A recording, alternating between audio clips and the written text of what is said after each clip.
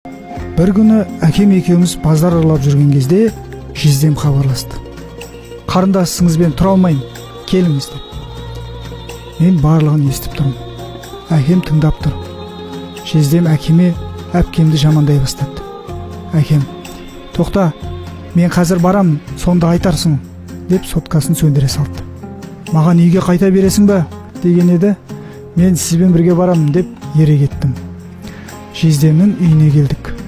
Ұрыс болған үй белгілі ғой. Әкем отыра бермей жатып, қарындасы жылап шағына бастап еді. Сен қоя тұр, күйеу балаң әңгімесін тыңдайын деп келдім, деді.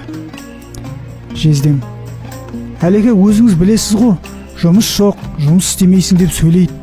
Осы күні аузына келгенін айтады. Базарға барып сауда жасап ақша тапқан міндет етеді маған. Мен үйде қарап отқан ештеңем жоқ қой. Үйді жинап, тамақ істеп, ыдыстарды жуып отырмын. Әкем қолын көтеріп қалды.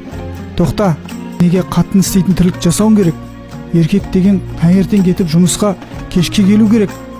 Жума ыдысты, жинама үйді. Осыларды асырау сенің еркектік міндетің.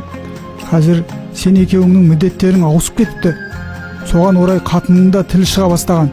Бұл сен осылай отыра берсең, үдей береді. Есіңде болсын, әйелдің тапқан нанын жеген еркектің кірген шыққан сайын маңдайшаға тиеді. Еңсеңді көтеріп, ана ұлыңа үлгі болып кір. Тамағын тауып әкеліп, тамақ дайын ба, тамақ дайын емес па деп сұрау сенің міндетің. Базар әйелдің тілін шығарады. Өйткені әйелің ол жерде күнделікті нәпақасын табу үшін жан жағындағылармен, еркектермен де бәсекеге түсуіне тура келеді. Әйел ашынады. Ашынған адам ешкімге де аямайды. Оның да бөтен әйелдердей күйеуім әперді деп көйлек киюге мақтануы керек емес пе? Арба айдасаң да отбасыңды өзің бағуың керек. Мүгедек болсаң түсінер едім. Сап-сау еркектің бұндай әңгіме айтқан жарамайды. Ажырасу оңай ма? 3 балаңды мақұл әкетермін, өсірермін. Бірақ есіңде болсын. Маған бөтен болмағанмен менің балаларымның таяғын жеп, солардың түртпектеуімен жалтақ болып өседі. Кісі есігінде жүрген бала қорғаншақ болады.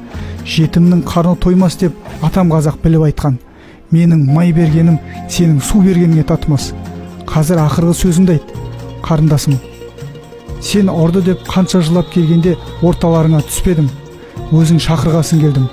Бір туған бауырым. Үнемі ажырасамын деп келгенде қайтып жіберетін едім. Бірақ осының жылап келгені маған оңай дейсің бе? Әке шешеден ертерек қалды. Өлер алдында апам осыны маған аманаттаған еді.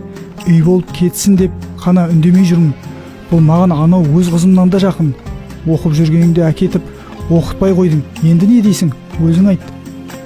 Әкет десең, тұра алмаймын десең, қазір әкетем.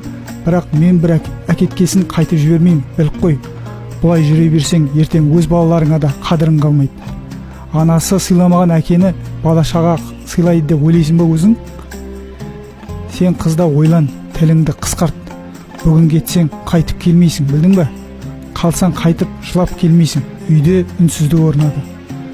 Үнсіздікті нағашы деп жүгіріп кірген жиеніміздің даусы бұзды. Маған не әкелдіңіз? Сізбен бірге ауылға кетейінші, деп әкемнің алдына отырған тентекті жүр дүкенге барамыз деп ертіп шығып кеттім. Өмірі еркелетіп маңдайымыздан да сүймейтін, еш уақытта ешқайсымызға қолын көтермеген, бірақ сұсының өзінен бәріміздің ығыстырып жіберетін.